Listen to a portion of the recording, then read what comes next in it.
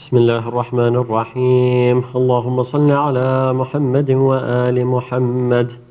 عن جابر بن عبد الله العنصاري عن فاطمة الزهراء عليها السلام بنت رسول الله صلى الله عليه وآله وسلم أنها قال: دخل علي أبي رسول الله في بعض الأيام فقال: السلام عليك يا فاطمة. فقلت: عليك السلام. قال: إني أجد في بدني ضعفا.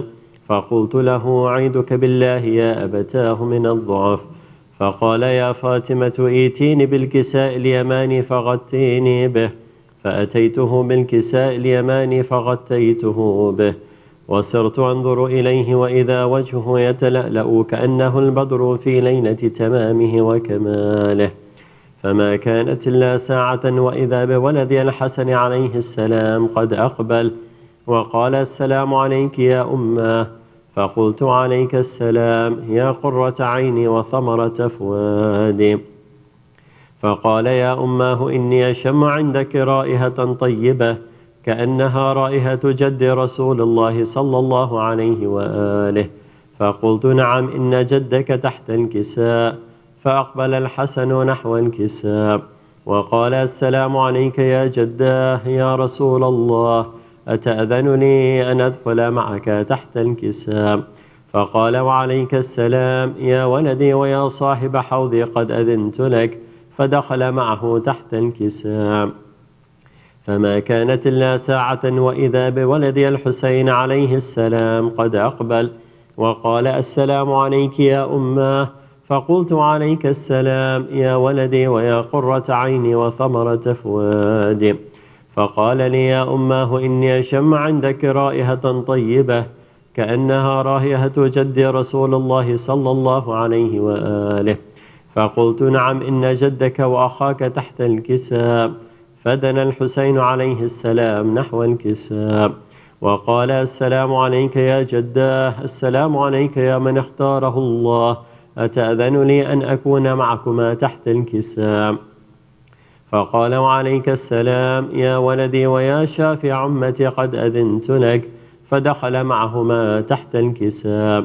فأقبل عند ذلك أبو الحسن علي بن أبي طالب وقال: السلام عليك يا بنت رسول الله. فقلت: عليك السلام يا أبا الحسن ويا أمير المؤمنين. فقال: يا فاطمة إني أشم عندك رائحة طيبة كأنها رائحة أخي وابن عم رسول الله صلى الله عليه وآله. فقلت: نعم، ها هو مع ولديك تحت الكساء. فأقبل علي نحو الكساء وقال: السلام عليك يا رسول الله، أتأذن لي أن أكون معكم تحت الكساء؟ قال له: عليك السلام يا أخي ويا وصي وخليفتي وصاحب لوائي، قد أذنت لك. فدخل علي تحت الكساء. ثم أتيت نحو الكساء وقلت: السلام عليك يا أبتاه يا رسول الله، أتأذن لي أن أكون معكم تحت الكساء؟ قال: وعليك السلام يا بنتي ويا بضعتي، قد أذنت لك. فدخلت تحت الكساء. فلما اكتملنا جميعا تحت الكساء أخذ أبي رسول الله بطرفي الكساء وأومى بيده اليمنى إلى السماء وقال: اللهم إن هؤلاء أهل بيته وخاصتي وحامته، لحمهم لحمي ودمهم دمي، يؤلمني ما يؤلمهم ويحزنني ما يحزنهم. أنا حرب لمن حاربهم وسلم لمن سالمهم وعدو لمن عاداهم ومحب لمن أحبهم. إنهم مني وأنا منهم، فاجعل صلواتك وبركاتك ورحمتك وغفرانك ورضوانك علي وعليهم، وأذهب عنهم الرجس وطهرهم تطهيرا. اللهم صل على محمد وآل محمد. فقال الله عز وجل: يا ملائكتي ويا سكان السماوات، إني ما خلقت سماء مبنية ولا أرضا مدحية ولا قمرا منيرا ولا شمسا مضية ولا فلكا يدور ولا بحرا يجري ولا فلكا يسري إلا في محبة هؤلاء الخمسة الذين هم تحت الكساء. فقال الأمين جبرائيل: يا ربي ومن تحت الكساء؟ فقال عز وجل: هم أهل بيت النبوة ومعدن الرسالة، هم فاطمة وأبوها وبعلها وبنوها. اللهم صل على محمد وآله. فقال جبرائيل يا رب أتأذن لي أن أهبط إلى الأرض ليكون معهم سادسا؟ فقال الله نعم قد أذنت لك. فهبت الأمين جبرائيل وقال السلام عليك يا رسول الله. العلي الأعلى يقرأك السلام ويخصك بالتحية والإكرام ويقول لك وعزتي وجلاله إني ما خلقت سماء مبنية ولا أرضا مدحية ولا قمرا منيرا ولا شمسا مضية ولا فلكا يدور ولا بحرا يجري ولا فلكا يسري إلا لأجلكم ومحبتكم، وقد أذن لي أن أدخل معكم، فهل تعذن لي يا رسول الله؟ فقال رسول الله وعليك السلام يا أمين وحي الله إنه نعم قد أذنت لك.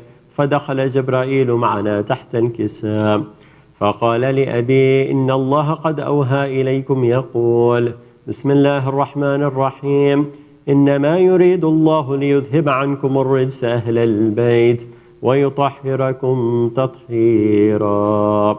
اللهم صل على محمد وآل محمد. فقال علي لأبي يا رسول الله أخبرني ما لجلوسنا هذا تحت الكساء من الفضل عند الله. فقال النبي والذي بعثني بالحق نبيه واصطفاني بالرسالة نجيه ما ذكر خبرنا هذا في محفل من محافل أهل الأرض وفيه جمع من شيعتنا ومحبينه إلا ونزلت عليهم الرحمة وحفت بهم الملائكة واستغفرت لهم إلى أن يتفرقوا. فقال علي عليه السلام إذا والله فزنا وفاز شيعتنا ورب الكعبة. فقال أبي رسول الله يا علي والذي بعثني بالحق نبيه واصطفاني بالرسالة نجيه ما ذكر خبرنا هذا في محفل من محافل أهل الأرض وفيه جمع من شيعتنا ومحبينه وفيهم مهموم إلا وفرج الله همه ولا مغموم إلا وكشف الله غمه ولا طالب حاجة إلا وقضى الله حاجته. فقال علي عليه السلام إذا والله فزنا وسعدنا وكذلك شيعتنا فازوا وسعدوا في الدنيا والآخرة ورب الكعبة برحمتك يا أرحم الراحمين.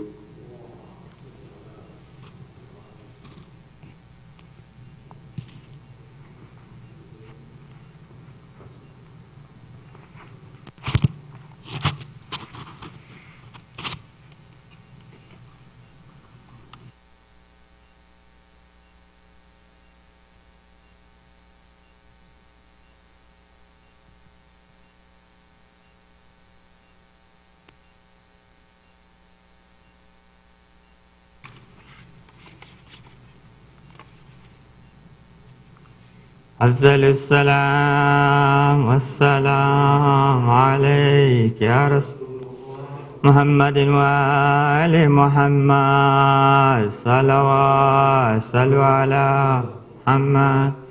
रोज़े पे हमें बुलाओ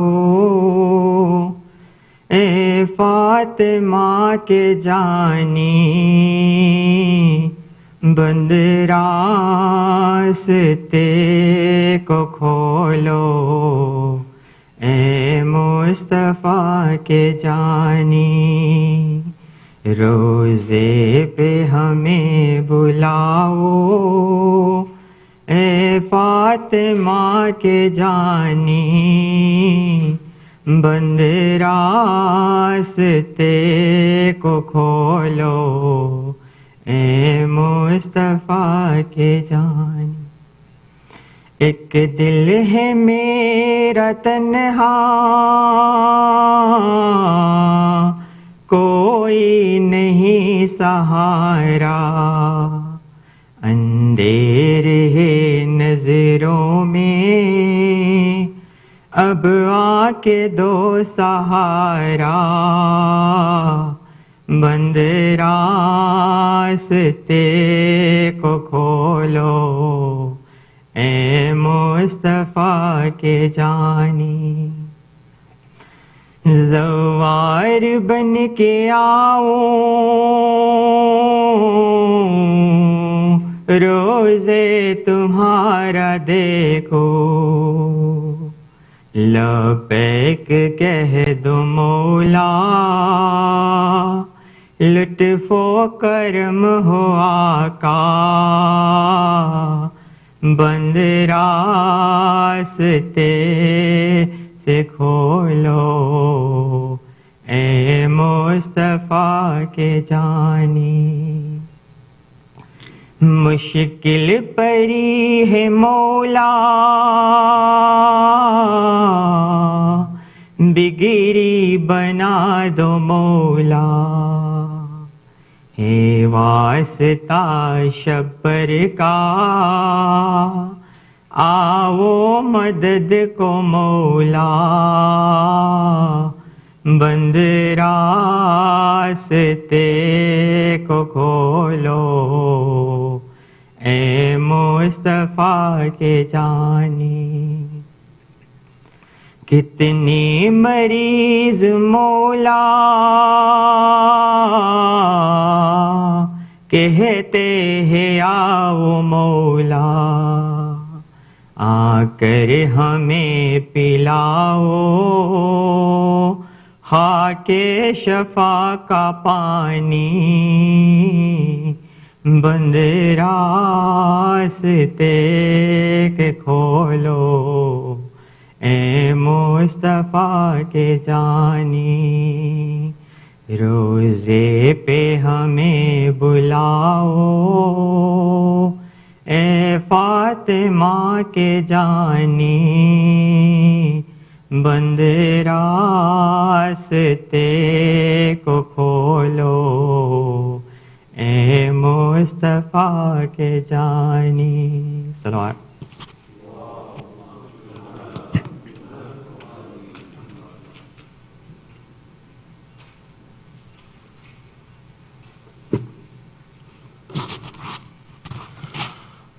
Bismillah ar-Rahman ar-Rahim.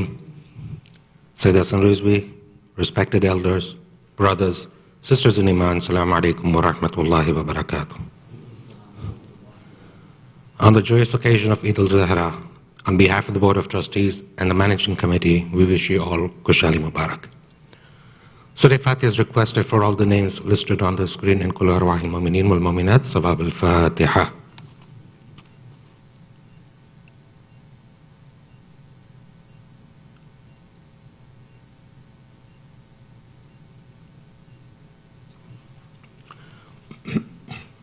Ayat Ma Yujibun is requested for all the names listed on the screen and whoever is in need of it here and elsewhere.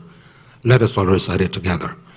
Bismillahir Rahmanir Rahim. Amman yujibul mustarra idha da'ah wa yakshifu as-su. Amman yujibul mustarra idha da'ah wa yakshifu as-su.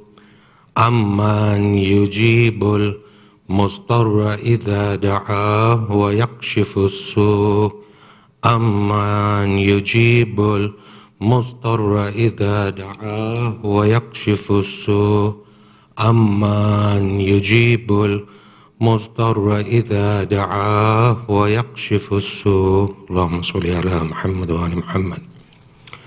Members of our community have come together to plan a series of events for the week of Milad, starting with October 31st through November 7th, to celebrate the birth of Prophet Muhammad sallallahu alaihi wasallam, Allahumma salli ala Muhammad wa ali Muhammad, and Imam Jafar as-Sadiq alayhi salam.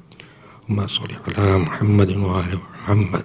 Inshallah, with the blessings of Almighty subhanahu wa ta'ala and all your help and cooperation, we look forward to an amazing fulfilled event.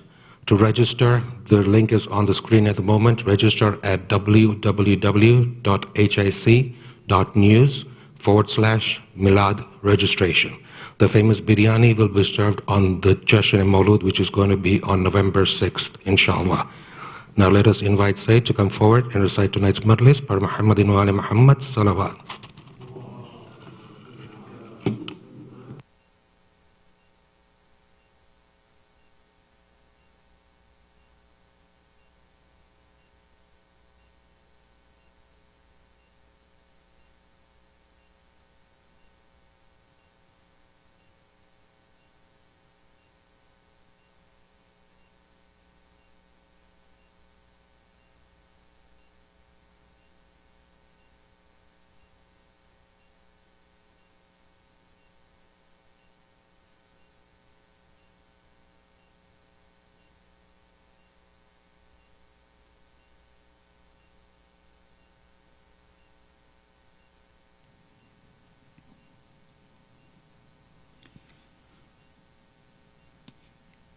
Mu'minin, mu'minat, before we start tonight, if you remember, normally before the months of Muharram and Safar, we were going through polls and quizzes at the end of each session and lecture. For tonight, I wanted to do something a little bit different. And if you can, there's two questions. I think the first question will be live for a few minutes. If you could please log on, try to fill out at least the first question if possible, and then maybe later on, after a few minutes, it'll switch to the second one while I'm going through the first khutbah. Log on now if you can and fill it out. And the correct answers we'll try to go through during the lecture, inshallah. So I'd like to see what your thinking is and what you believe to be the correct answer before, but the correct answers won't show up until we discuss it during the lecture. Sallu ala Muhammad wa ala Muhammad. Allahumma salli ala Muhammad. So as you can see, right, you just go to slido.com and the code is HIC ORL. أعوذ بالله السميع العليم من الشيطان اللعين الرجيم بسم الله الرحمن الرحيم وبه نستعين لا حول ولا قوة إلا بالله العلي العظيم والحمد لله رب العالمين والصلاة والسلام على أشرف الأنبياء والمرسلين خاتم النبيين شفيع المذنبين رحمة للعالمين سيدنا والنبينا وحبيب قلوبنا والشفيع نفوسنا أبي القاسم المصطفى محمد اللهم صل على محمد وآل محمد وعجل فرجهم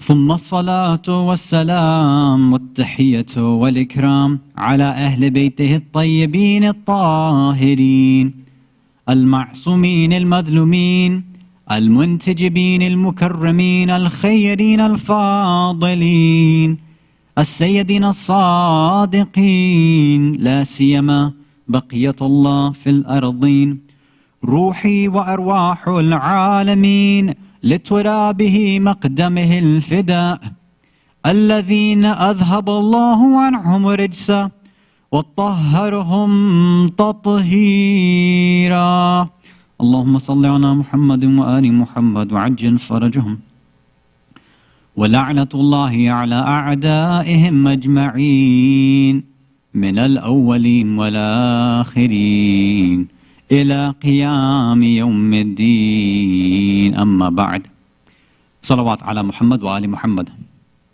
اللهم صل على محمد وآل محمد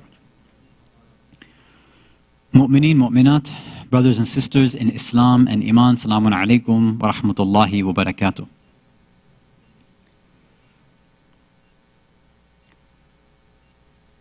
We've been talking about, in the past few sessions, the importance for a mu'min to be able to go back to question and to re-solidify their beliefs. To figure out what exactly is true, what is right. That takes a process of questioning, doubting, researching, more doubting, more questioning, and more researching. One of the reasons why this poll is going up is because what we'd like to discuss tonight is, well, what are we doing here tonight? What is the significance of the 9th of Rabi-Ul-Awwal? I guarantee, I know not everybody's going to fill this out, but for those who have filled it out and are filling it out, we can already tell that there's a mix of answers. Right? And I think it's already jumped to the second question. There's already a mix of answers. If we're coming to try to gather for an Eid, right, a celebration, then we probably should be on the same page about what we're actually celebrating, right? It would be kind of strange if you showed up at a party and said, well, whose birthday is it? Right? We should know what's going on today. And I understand that it's confusing, because if you were to go online, simple Google search, whether it's Wikipedia or a simple Shia site, I don't want to name names, but the ones that people go to, right? Things that are very easily, nicely organized for us to read in English. Then, even then, it's a little confusing as to what is the significance of this day. What happened on the 9th of Rabi-Ul-Awwal? Why is it that we are practicing, commemorating, celebrating? Why are we shifting from last night? We were commemorating the Shahada of the 11th Imam, Imam Hasan ibn Ali al-Askari alayhi salatu wassalam. Allahumma salli ala Muhammad wa ala. And then, all of a sudden, like a light switch, now bright colors come back out. Nobody's crying, everybody's smiling. Like, it was a nice switch for some people. For others, maybe they regret or they're sad that the month of Muharram has gone away. The time of Aza and mourning is gone.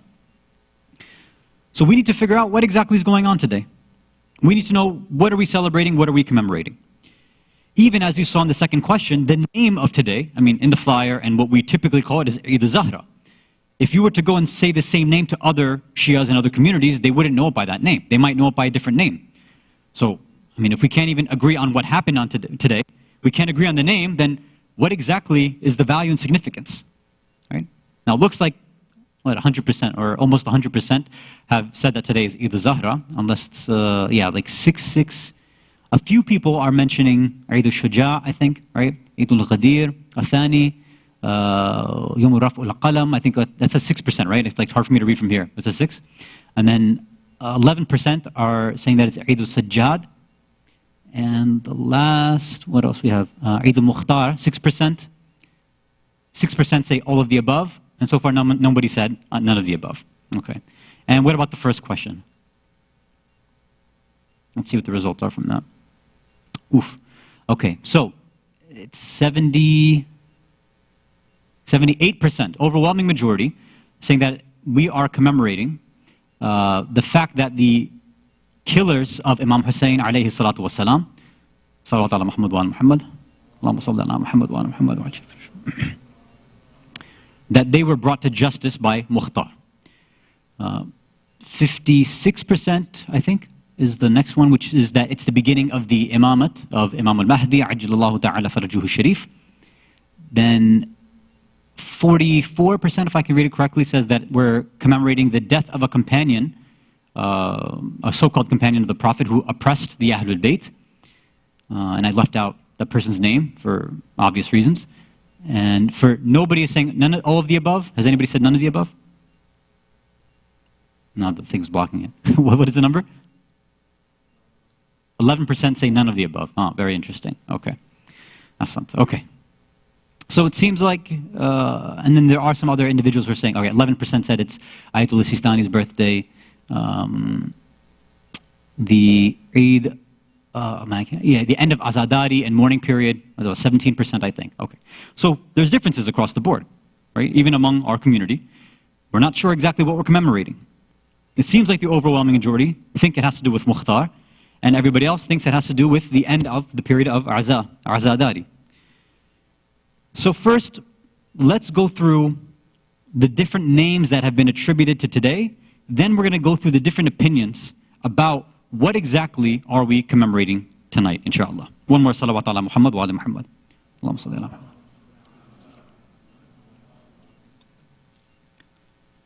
The most famous name, of course, is Eid-e-Zahra. Now, why that is, once we get to the differences that exist, we'll talk about why some say it's named that. Some call it Farhatu Zahra, right? The happiness of Zahra. Some call it Eid-e-Shuja', the Eid of bravery.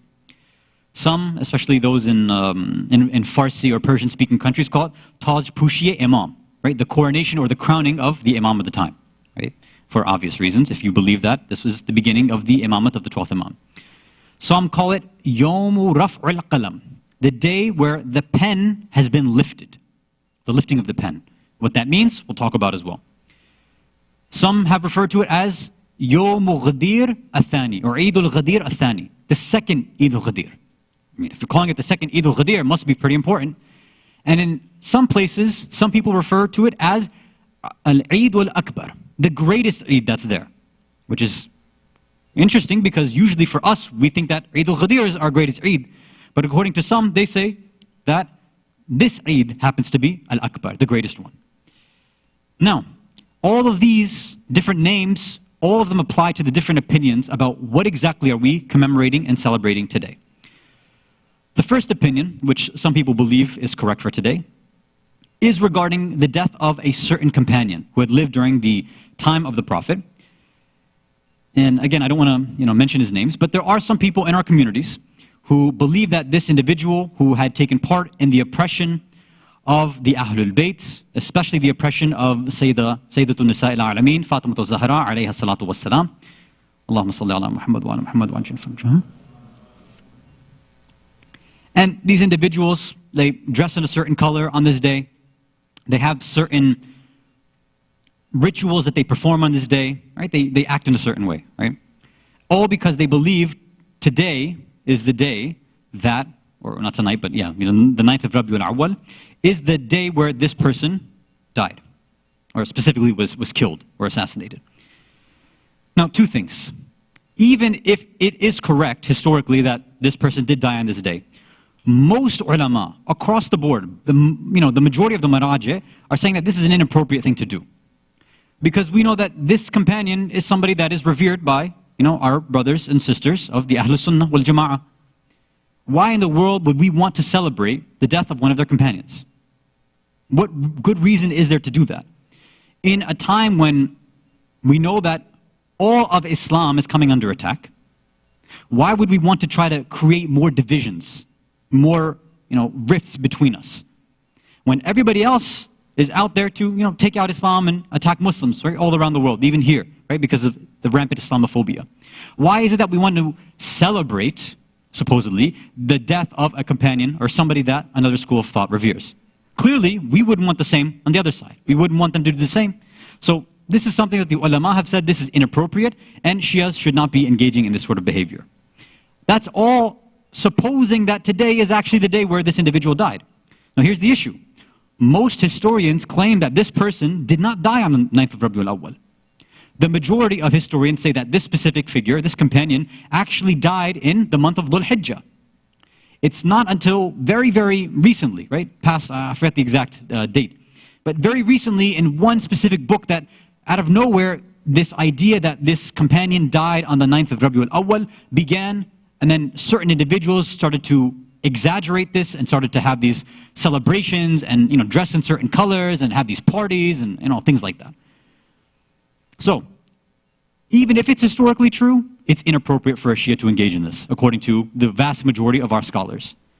And according to historical evidence, it does not point to this person dying on this day. So, you're celebrating for nothing. So this is the first point that we can discount, the first opinion. Salawat ala Muhammad wa ala Muhammad.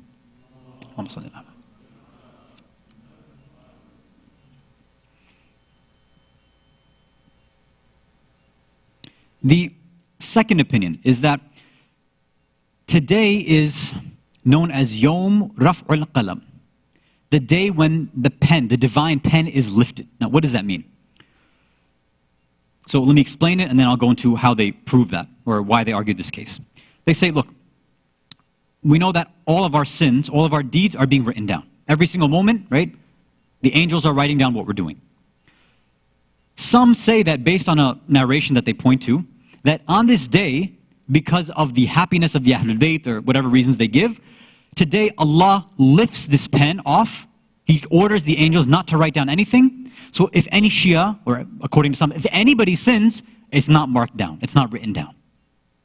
So they say that that pen has been written and no sin is being written down on this day, right? That the pen is being lifted up. So where do they get this idea? There's this very, very long narration which some books have mentioned. I'm only going to give a part of it. I'm not going to give the whole thing because it's a bit longer. Basically, one of the companions of the 10th Imam, Imam al-Hadi, alayhi salatu wassalam, Allahumma salli ala Muhammad wa ala Muhammad wa ajil farjahum. I believe Ahmad ibn Ishaq al-Qummi, so somebody in Qum. Some of the other Shias come to visit him, Ahmad ibn Ishaq, because he was one of the greatest companions of the 10th Imam. And when they come to see him, they see that he's engaged in like Eid rituals, meaning he's performing ghusl, he's putting on the best clothing, right? All white, for example, or colorful clothing. He's putting on itar, he's perfuming himself. Ghusl, if I didn't mention that. So when these companions come and visit him, they said, what are you doing? Like, why are you preparing for an Eid? Like, it's the 9th of Rabi-Ul-Awwal. What happened today that's leading to you performing, these Eid rituals? So he then narrates something that he is doing on behalf of Rasulullah sallallahu alayhi wa sallam. Allahumma salli ala Muhammad wa ala Muhammad wa anshina farajahum. That, the Prophet had said this, and I'm skipping the Arabic as well in the interest of time. So he is saying that this is what I'm narrating from the Prophet, right? Through this long chain, obviously. It is on this day, meaning the 9th of Rabi-Ul-Awwal, that Allah subhanahu wa ta'ala will destroy your enemies and the enemies of your grandfather. Now, we should know, in this narration, the Prophet is with, according to the way that it's mentioned, with Imam Hasan, with Imam Hussein, and according to some, Imam Ali and Bibi Fatima are there. But normally in the narrations talked about, it's the Prophet with Imam Hasan and Imam Hussein. And he's talking about how great of a day. He's smiling on this day.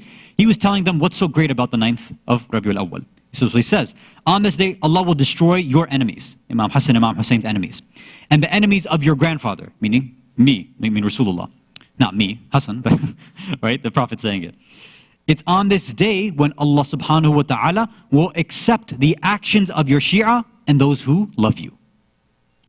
This is the day when the words of Allah subhanahu wa ta'ala came true when he said, and now the Prophet quotes Surah An-Naml, chapter 27, verse 52, where it says, Bismillah ar-Rahman ar-Rahim, فَتِلْكَ بُيُوتُهُمْ خَاوِيَةً بِمَا ظَلَمُوا. So, those are their houses left empty and desolate because of the oppression they had done, right? So Allah is destroying them, right? Their houses, their names, everything's been destroyed because of the dhulm that they've done. So the Prophet is saying that, look, these killers, these oppressors that will come in the future, this is a day when they'll be brought to justice, basically. So it's like a happy day for us. So he's kind of giving a vision of the future, right? And then he continues, right? He says, and it's on this day when the Fir'aun of the time of the Ahlul Bayt will be destroyed. And he continues on and he talks about, this is also a day where the pen will be lifted, right? The qalam will be lifted. The actions, the sins, according to one version it says the Shias, and according to another version, anybody, meaning no sins will be recorded on this day. And then it goes on, but let me stop there. So let's summarize. This companion of the 10th Imam, the other Shias come to him to visit him. They see him performing Eid rituals. They said, what are you doing? He says, don't you know today is the greatest Eid. Today is the second Eid-e-Ghadir, right? Those names that we hear before. The greatest Eid, the second Eid-ul-Ghadir. Well, how is that the case? They ask, why? Then he narrates this. He says, when the Prophet was with Imam Hasan and Imam Hussein, this is what he had told them, that enemies will be destroyed and that pen will be lifted up. That's why also this name is given, that it's the day when the pen will be lifted. So, now it should be obvious, but there's huge issues with this narration from again, just like a hadith perspective, but even the contents of this. Can you imagine trying to tell somebody that, yeah, we have a special day throughout the year. It's the day right after the shahadat of our 11th Imam, where God doesn't write down any of your sins. Now, if I were to tell anybody, if this is what we're told, that on this day, none of your sins will be recorded, what do you think you're going to do? I mean, I'll tell you what I'm going to do. I'm going to run out and I'm going to have a bucket list of every single sin that I can commit. If it's not going to be recorded, what else do you think I'm going to do? It's only natural. Only an Imam would be the one who's not going to do a sin on that day, right? And if, for example, on the day of judgment, Allah's like, why'd you do this and this? He said, well, you weren't writing things down on that day, so I'm going to take advantage, obviously, right? It was like, what do they call it? Like a tax haven or a tax-free day. So if I'm not going to get, punished for those sins, then, I'm going to go hard, I'm going to go crazy, obviously. So from any person who's logical or rational, whether Shia or Sunni, anybody, any rational individual would say, there's huge issues with this narration. It doesn't make any sense at all. So forget studying the chain of narrations and what book, forget all that stuff. Because that's clear, we could go into that discussion and we can say that this narration is very weak. But just the content itself, there's huge issues in terms of that. So just based on that, the ulama said that this is not a worthwhile narration to pay attention to. So all of those names as well, of this pen being lifted, toss that aside. Second Eid-ul-Ghadir, toss that aside. The greatest Eid, toss that aside. So now all those names we can also toss aside as well. Salawat ala Muhammad wa ali Muhammad.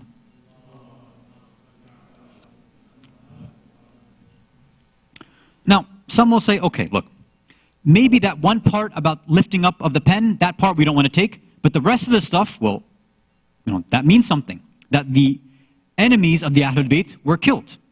Why? Because of the next opinion that exists, the third one, which is, this is the day where Mukhtar, had exacted his revenge on the killers of Imam Hussein alayhi salam and the ashab and the companions, and they were brought to justice.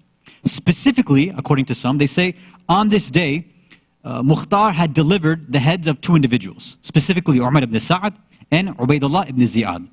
And this is according to some, not just that he sent the heads, but the heads had reached Imam Sajjad alayhi salam, and they say this is the first day that he had smiled, right? Because he had finally seen, right? And some narrations say that he went into sujood, he was happy on this day, right? And he thanked Mukhtar, and he talked about the fadilat of Mukhtar based on this. So let's talk about that for a second. So, talking about the uprising of Mukhtar requires a separate discussion. We don't want to go into that, right? And the personality. The issue here is this. So first, let's go into the names. This is pretty much one of the reasons why some call this Eid-e-Zahra or Eid-e-Shuja'. Eid-e-Zahra, why? They say, look, this is the day finally, after so long, where the family, the descendants of Zahra, the Ahlul Bayt, are finally happy again. Because of the smile of Imam Sajjad, after being in pain for so long, after mourning for so long, after being in azab for so long, now he smiles again. So this is a day of happiness for Bibi Zahra and her family and the Ahlul Bayt. So that's why they'll give the names of Eid-e-Zahra, right? The Eid of Zahra, or Farhat Zahra, right? The happiness of Zahra. Also, Eid-e-Shuja', the Eid of bravery. Why? It's the bravery of Mukhtar that had led to this day. So some will talk about that as well. So, now this could work. But again, there's two issues that we have to kind of deal with. One is this. The first is looking at the history. Now again, I don't want to bore you with all these dates and comparing and contrasting. I don't think it's worth it. You can go and do your own research. But just some points to think about. According to many, Mukhtar's reign began in the middle of Rabi-Ul-Awwal in around somewhere between the year 66 to 67 Hijri. Right? So that was about a year or so that he had this. I think 18 months total was his reign, where he was the leader, right? From Kufa. Umar ibn Sa'ad, according to most narrations, died in the year 66 Hijri as well. So he's dying the same year that Mukhtar becomes the quote-unquote, not Khalifa, but leader, right? He runs Kufa. So they say, look, in order for us to say that Umar ibn Sa'ad died in Rabi-Ul-Awwal seems almost impossible. Because the way that this is the case is that Umar ibn Sa'ad would have never have lived to have seen Rabi-Ul-Awwal, because Mukhtar's reign started a little bit later. So it doesn't really add up with the sort of dates that are there. And again, you can go, and if you want to research, you can go. There's articles written about this. I don't want to get into the details, but the dates don't really add up. So that's one sort of point. The other is this. Let's just say that this actually happened. The heads reach the Imam, he smiles. Okay. Now we know that, the reason we want to start smiling and celebrating is because, well, we wait for the Imam. If the Imam is upset, if he's in mourning, then we're in mourning. When the Imam smiles, then we can end our aza, which takes us to the next opinion as well, right? Which we'll get to. So everything we do, if the Imams are upset, we're upset. If the Imams are mourning, we're mourning. If the Imams are happy, then we are happy as well. Okay, no problem.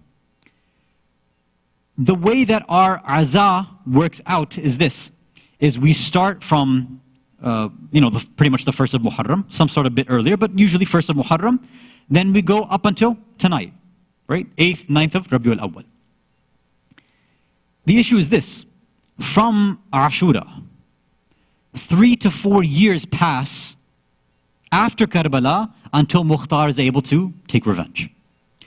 If we actually wanted to be precise and actually follow this trend of the fourth Imam specifically, then wouldn't we want to mourn for 3 to 4 years as well? In fact, we're cutting it down. We're not doing exactly what the Imam did. Now, you don't have to do that. The reason I'm mentioning it is this. Many of us are used to this idea that, we want to do the exact same things and mourn the exact same way the Imams did. We're not going to be happy unless they're happy. But sometimes what happens is, we're not very coherent and consistent with our ideas. And this is a big problem. We take one idea, but when we try to apply that same idea across other ideas in our cultural expression of Islam, it doesn't work out. And let me give you one example.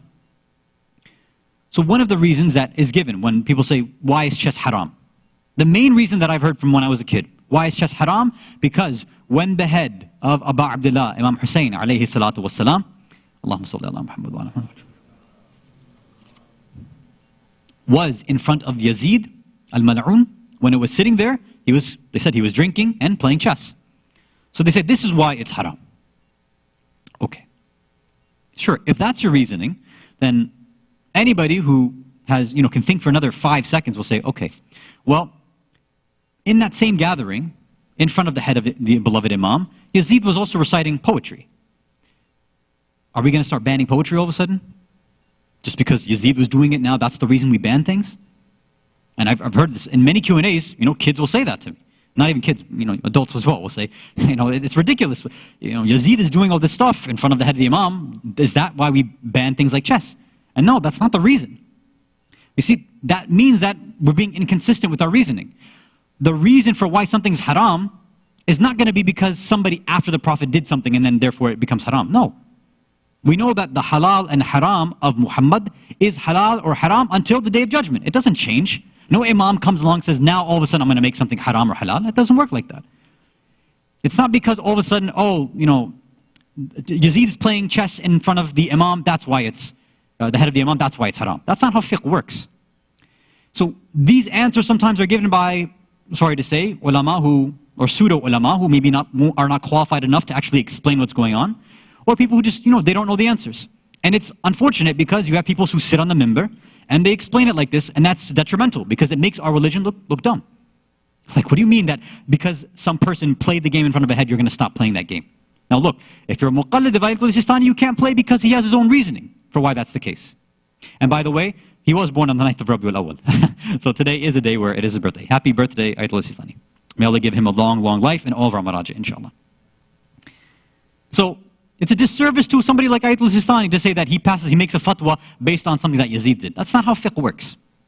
And it would be good for us to, one day, inshallah, maybe in a workshop or a class or something, if there's interest, to figure out how exactly does fiqh work? How do they actually come up with fatwas? Most people in a social studies class, they'll learn how a bill turns into a law. Right? Some people would, if you paid attention, you'll know how that happens. But if I ask, I guess 90% of you, how does a question or an issue turn into a fatwa? I guarantee nobody could answer. I guarantee it. And I don't blame anybody because it's very confusing. If even people who are coming on the minbar are explaining fiqh and legal principles like that, then of course we're going to be confused. Of course people are going to be arguing about moon sighting and NASA and unity for Eid prayers. Of course they're going to get confused because nobody's explained it properly. So I don't blame anybody. I don't blame people because other individuals have come with a lack of understanding of Islamic sciences and they have unfortunately misled and confused the general public. In the same way, we see that people have been explaining these things improperly. Look, if we want to feel as the Imams felt, no problem. If you want to mourn as Imam Sadat alayhi salam did, you can do that. But just remember, he mourned for 3 to 4 years in a very specific way for a very specific reason. Part of it was emotional, obviously, and another part was that he was spreading the message, right? There's different reasons. There's political reasons too, socio-political reasons. We have to look at these things in context. It's not just that, he cried for 3 to 4 years, I need to do the exact same thing. Because it's clearly none of us are going to do that. We know that none of us are going to cry for 3 to 4 years, I guarantee it. Most of us have trouble doing it for 40 plus days. That's also very difficult for us, because we force it. You can't force these emotions. So, again, this is a tip to the parents here. I know that you want your kids to be attached to the Ahlul Bayt. Of course, we all want that. I know that you want them to take part in azadari. Yes. I know that you don't want them to listen to music or watch TV or movies or be happy in these days. I understand. But you have to be coherent and consistent, and you have to be rational in the way you're going to explain it to them. And I know all the kids are trying to look at their parents right now like, yeah, see what's going on. Trust me, the same thing happened to me. Because when I wanted to watch TV or whatever, right, even go to the gym, right, let's say on the 8th, 9th Muharram, I was told by my parents, may Allah bless their souls, that, you can't do that, it's Muharram, it's too happy, you can't do that. Like, I just want to go to the gym. Like, I'm not like smiling and having a good time, I'm just trying to work out, that's all. But obviously, cultural differences, and I shouldn't have been so arrogant, that was my fault. Khair. What had happened was, they said, this is their reasoning to me. If we died right now, are you going to go watch TV? Are you going to listen to music? Are you going to play games? Right? This is the reason that I'm sure all of you are nodding your heads like, yeah, that's the reason we give. And my parents said it, I'm like, yeah, I would. And then I got slapped in the face, right? Like, I'm not supposed to answer like that. Right? They're like, how dare you? We just died and you're going to go in and do all this? That's disrespectful. Well, the 11th Imam just died. And now all of a sudden, we're in bright colors and we're all happy and we're going to have qasida recited, inshallah. And, I'm obviously dressed I'm not in black. So are we being coherent and consistent with our ideas? No. So we need to think through what our ideas are about this faith. And if you don't know, it's okay. You should be saying, I don't know. This is what we've been doing culturally. This is what we did back home. I don't know the reason. I know you don't understand. Maybe we can figure out, we can go and do more research. But to be so adamant, to be so strict is unnecessary, and it's going to be very, very detrimental to somebody's spiritual growth. So parents and youth, be careful, be open-minded. So parents, be less strict. And kids, give your parents a breather, right? Because they probably didn't hear all these different ideas, right, when they were growing up. Salawat ala Muhammad wa ala Muhammad.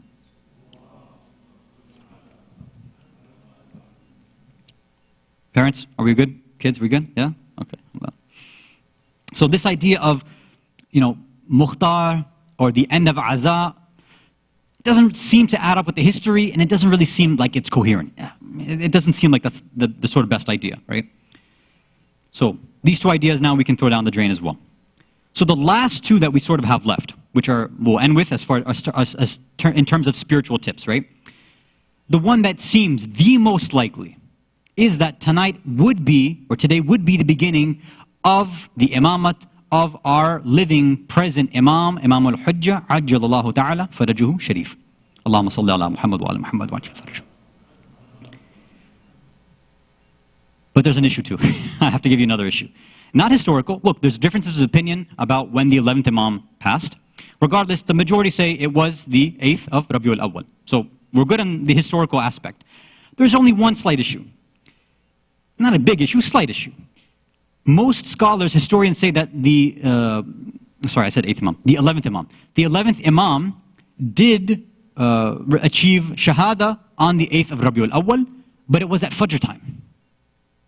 So we're Maghrib time right now, right? 9th of Rabi-Ul-Awwal, the start, quote unquote, of the 9th. Technically, the Imam, 12th Imam, has been the Imam for a couple hours. So when we should have been celebrating his imamat, we've been, I don't know what you're doing. I don't know if you guys are crying about the 11th Imam or not. I don't know what you're doing at home. But if we were trying to say that we want to commemorate the beginning, the commencement, the coronation of his imamat, well, that started at Fajr. If you want to be really technical. But no, you don't have to be so precise and technical, but that's something that the ulama mentioned. That, again, do you want to be coherent? Do you want to be consistent? Then, look, it happened at Fajr time. So, if you want to stick to this idea of, no, you need to mourn up until the mourning time is done, if you want to mourn up until, M-O-U-R-N-I-G, that morning, up until that time of Aza is done, then technically you could have stopped at Fajr time if you wanted to, and started your festivities and celebrations and wearing your bright colors at post-Fajr time. I don't know. Maybe one rakat the Fajr you can do black, the second rakat do green. I don't know. You can do whatever you want. But I'm saying, don't be so strict and harsh. Because it's not so strict. Islam doesn't work like that. It's not like that. We don't need to do that. We don't need to make this stuff difficult. And the final one, which I think is very, very relevant for us, and we'll end with this point. Actually, no, let me go back to that. Because the thing I wanted to mention about the commencement of the Imam of the 12th Imam is that we need to continue our discussion that we had last time about this idea of how women are defenders of wilaya, right? So this topic we will continue because we left off, right? We talked about how we gave an instance of the sister of Musa, alayhi salam. She was the one who protected her brother by following the basket, right? This is a Quranic story, although she's not mentioned, but she's a defender of wilaya. So this is a Quranic example. On Thursday night, inshallah, we'll continue with that topic of how women are defenders of wilaya. That's their specialty. And we'll give examples from the time of the Prophet, the rest of the Imams, and then we'll try to end with this idea of how can we then learn from them and become defenders of wilaya as well. So that's the kind of tip that we want to keep in our minds. Now, the last one, and this is something very recent, which is an advice from Imam Husseini, may Allah bless his soul. He says, look, there are 3 narrations about when is the birth date of the Holy Prophet Muhammad sallallahu alayhi wa alihi wa sallam. Allahumma salli ala Muhammad wa ala. The 2 most famous ones for the Ahlul Sunnah is the 12th of Rabi-Ul-Awwal, right? For the Shia, the majority opinion is it's the 17th of Rabi-Ul-Awwal, which will be right next week, next Monday night, Tuesday. The There's one opinion that exists that says it's actually the 9th of Rabi-Ul-Awwal. One minority opinion, right? Most don't agree, but yeah, there are some. So Imam Khomeini said, you know what, this is really interesting. From the 9th to the 17th, we've got ourselves a week. He decided, why don't we put all this, these fights and these issues aside? We know that the enemies of Islam are trying to cut us apart. They're trying to divide us. He decided, let's make this Hafdei Wahdat, the week of unity week, between the Sunnis and the Shias. The one thing, if you want to push everything else aside, is that we have the Holy Prophet together. We don't disagree about him. We agree with his isma, his infallibility, his character. He's a mercy for mankind. Why don't we come together? Let's talk about him. For many years in Iran now, they've set up conferences every year. They call the Wahdat Conference, the Unity Conference, where speakers, Sunni Shia from all over the world come together and they talk about different issues that are plaguing the Muslim Ummah. They try to come up with solutions. This is a good thing for us. Right? If you have friends from the other side of the aisle, it's good to talk to them about these things. Like, maybe there's certain things that you know about the Prophet that I've never heard. Why don't you, teach me something? That'd be nice. And maybe we could do the same, right? So this is something that we can keep in mind for our coworkers, classmates, friends, maybe in your own families. Some of our families I know are mixed. It would be good to have discussions like that. This is a good way to strengthen us, because the other thing that we do have in common is the 12th Imam. All of us, we're all waiting for him. Muslims, meaning Sunni and Shia. Yes, we believe that he's alive right now, and the Sunnis believe that no, he's going to be born later on. No problem. We are all waiting for somebody to come and help us out of our dilemma. So these two things, the Prophet and the final Imam, can help bring us together, push away these sort of sectarian ideas, and let's get to a place where we can build ourselves spiritually, socio-politically, and then you'll see how much our community can grow there. When we start to do this, then you'll see how many blessings will start to come to us as individuals, as families, as a larger community, and then inshallah as an ummah. May Allah bless us on this day. We ask Allah on this blessed day, whatever took place on this day, at the very least, we are the Shia of Imam al-Mahdi. We ask you, Allah, please give us the tawfiq to have true and real ma'rifah of the Imam of our time, so that we can figure out how do we become his true, real supporters, and we don't become those who neglect and give back our bay'ah to him. We want to be true to our word. We don't want to be those who were chastised and cut down by, say, the Zainab and Imam Sajjad. We want to be those who stick to our allegiance with the Imam of the time. Walhamdulillahi Rabbil Alameen. Wa sallallahu ala Sayyidina Muhammad wa ala ahli baytihi tayyibin tahirin. Salawat ala Muhammad wa ala Muhammad.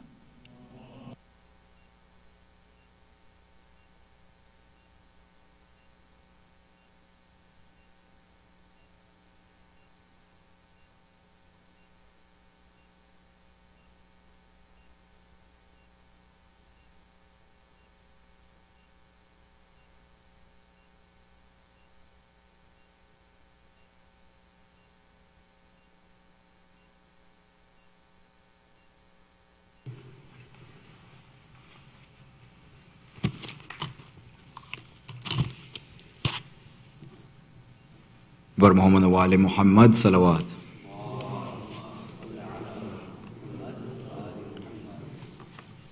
है यही सब से बड़ा, है यही सब से बड़ा तेरा कसीदा ज़हरा, है यही सब से बड़ा तेरा कसीदा ज़हरा, है यही सब से बड़ा तेरा कसीदा ज़हरा,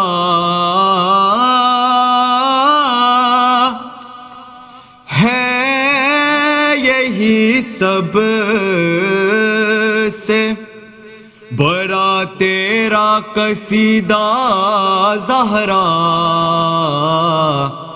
बाप कहता है तुझे उम्मे अबीहा ज़हरा,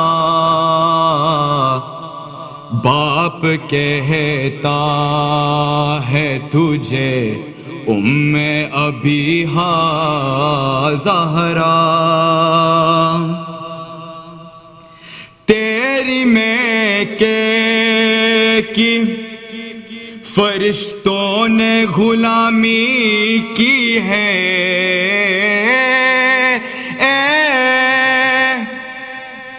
تیری میکے کی فرشتوں نے غلامی کی ہے تیرے سسرال میں اترا ہے ستارہ زہرا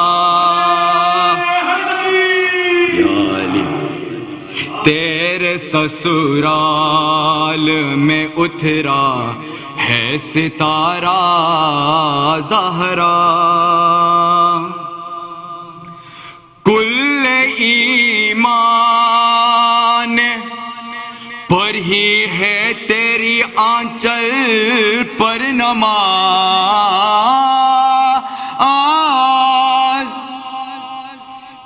کل ایمان پر ہی ہے تیری آنچل پر نماز تو ہے اس رخ سے ہر ایک کعبے کا قبلہ زہرا یا علی تو ہے اس رخ سے ہر ایک کعبے کا قبلہ زہرا تیری چکی کی صدا ہے سہ خیبر کارجت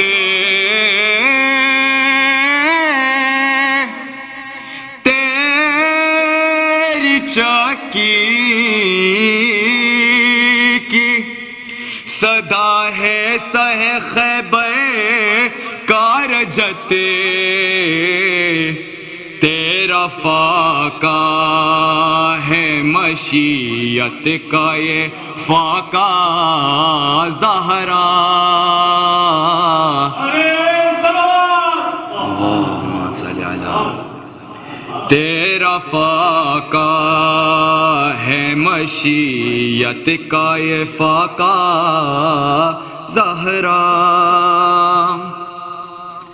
آج نایاب میں نایاب قصیدہ لکھ کے آج نایاب میں نایاب قصیدہ لکھ کے کر لیا سارے رسولوں کو اکٹھا زہرا کر لیا سارے رسولوں کو اکٹھا زہرا ہے یہی سب سے بڑا تیرا قصیدہ زہرا درود پڑھے گا محمد وآل محمد پر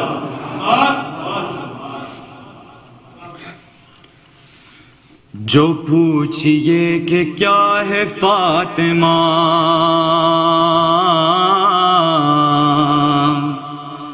جو پوچھئے کہ کیا ہے فاطمہ کیا ہے فاطمہ کرم کی انتہا ہے فاطمہ کرم کی انتہا ہے فاطمہ حجاب کبریائی ہے حجاب کبریائی ہے کسی کی قبر رسائی ہے کہ پردہ خدا ہے فاطمہ کہ پردہ خدا ہے فاطمہ کیا ہے فاطمہ کرم کی انتہا ہے فاطمہ، وہ شامل درود ہے، وہ داخل درود ہے، وہ منزل درود ہے، وہ قابل درود ہے، وہ حاصل درود ہے، وہ حاصل درود ہے، وہ حامل درود ہے، کہ مرکز کسا ہے فاطمہ،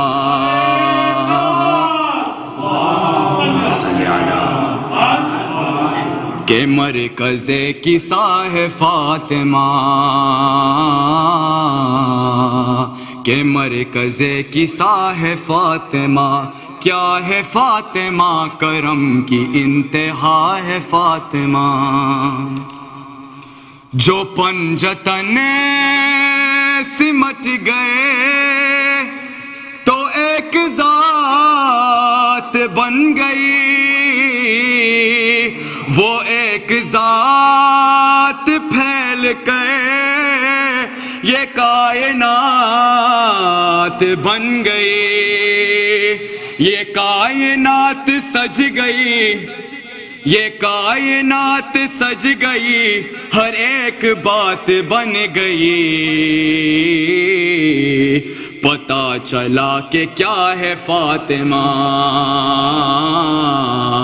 پتہ چلا کہ کیا ہے فاطمہ، کیا ہے فاطمہ، کرم کی انتہا ہے فاطمہ، رسالتین ولایتین امامتین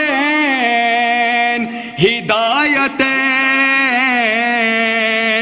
شرافتین نجابتین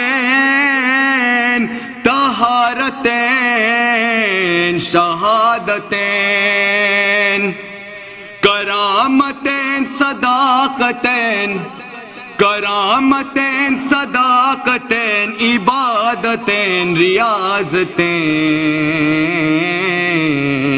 انہی کا تو سرا ہے فاطمہ، انہی کا تو سرا ہے فاطمہ، کیا ہے فاطمہ، کرم کی انتہا ہے فاطمہ، جو پوچھئے کہ کیا ہے فاطمہ، پر محمد وآل محمد صلوات۔